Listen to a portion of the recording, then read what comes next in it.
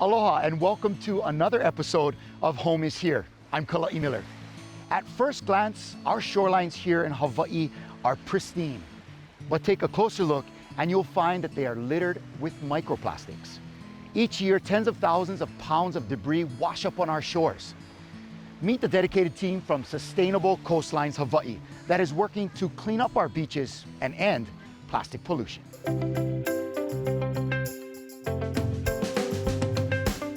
Big picture, we want to run ourselves out of business. We no longer want to be hosting cleanups. We no longer want to be educating students on the plastic pollution crisis.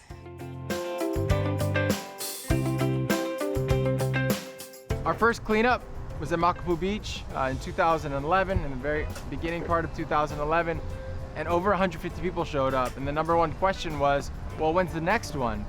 Sustainable Coastlines Hawaiʻi started in 2010, just a couple of us friends sitting around our living room table over a beer, trying to figure out how we can make a difference in Hawaii.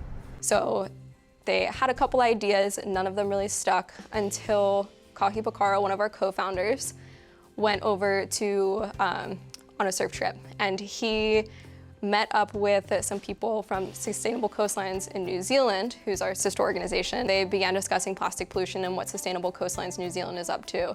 And one of the co-founders, Sam, he was talking to Kahi and saying, oh, Hawaii is riddled with plastic pollution. And Kahi was saying, oh no, I'm from Kailua, our beaches are pristine. Kahi came back and came home and looked down at the sand and noticed that it was just full of confetti. And when he looked closer, he realized that it was microplastics. And so he went back to his group of friends and said, listen, we should start a beach cleanup. Sustainable Coastlines Hawaiʻi snowballed from that first little cleanup to a decades-long adventure of hosting some of the biggest beach cleanups in the world. And now we're really focusing on education. My name is Raphael Bergstrom. I'm the Executive Director for Sustainable Coastlines Hawaiʻi. And Sustainable Coastlines Hawaiʻi has a mission to inspire communities to care for coastlines. And we accomplish that mission by having large-scale beach cleanups, really robust education in the classrooms, and by working with event managers to reduce their waste at events.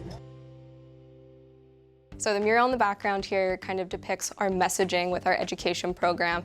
So we talk about the connection that we once had and the Native Hawaiians once had through the Ahupua'a system, and how we're all innately connected to the environment and to each other. Then we kind of got yanked into this disconnection where we're disconnected from our food sources and even more so disconnected from each other. And now we're trying to move into an era of reconnection, looking into the Ahupua'a mentality and bringing back ecosystems thinking. Ecosystem thinking is a way to move out of this linear ideology that we're in right now. So right now you go and buy a bag of chips, you eat the bag of chips, you throw the bag of chips away, the bag goes into the landfill, and then that's that. Ecosystems thinking is moving more into a circular economy and a circular way of thinking. So thinking of how we can repurpose the things that we use rather than make more waste, and how we can utilize food scraps and waste and make it into a resource and make it into a valuable resource. So rather than it being this linear string of consumption and waste, we're moving it into a circle so that we're regenerating ecosystems. We're expanding into a whole bunch of other things to try and connect in all of the things that relate to climate change and plastic pollution in our world and teach the world about it. We also have a massive education program where we are educating around 10,000 students every single year. After COVID, we really launched into virtual presentations and made these presentations accessible to students during the pandemic, and also it allowed us to move our program into a global level. So we started doing a lot of Zoom presentations in Japan, in the mainland USA. We also do presentations in class. We go do an education tour in association with one of our large-scale cleanups. So when we go to Kauai to do our large-scale cleanup, we'll go and do an education tour there for a couple of weeks and visit as many schools and students as we can. Aside from that, we have our educational beach cleanups. And these are super fun way to get kids at the beach, with their hands in the sand, doing the work, and you kind of see the shift of what students take away from that. They start and they're really excited to clean the beach and they're just excited to be outside and just away from sitting in a classroom, and then they leave with a light in their eyes, thinking of solutions and how they can make a change. And that's what our education program is really about. It's about educating, but it's also about inspiring the next generation of youth leaders.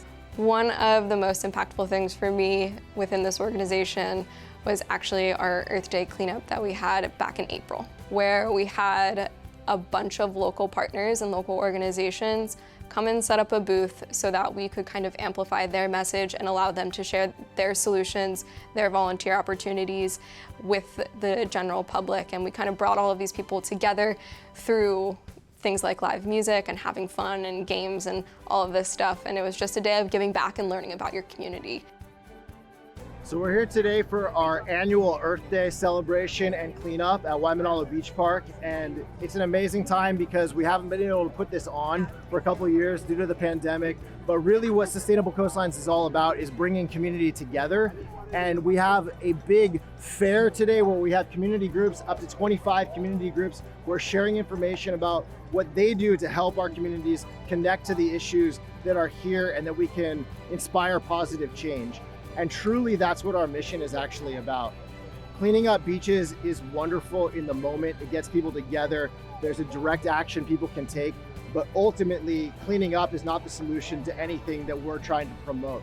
We have to stop plastic pollution before it starts. We want to turn off the tap on plastic pollution. And that's what this is all about. We get people together to connect on that issue, and then they leave with the tools from our cleanups to go home and make change in their individual lives, or try and work up through the community to how do we make big change systematically.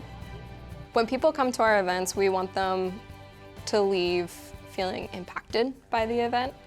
And even above all, we want them to leave having had a lot of fun. And that's what we really try to stick into our events, is that it's about fun. The environmental issues can be a very, very heavy topic. And so we try and bring some light to them through different games and activities, live music, free food, all of these different sorts of things at our events.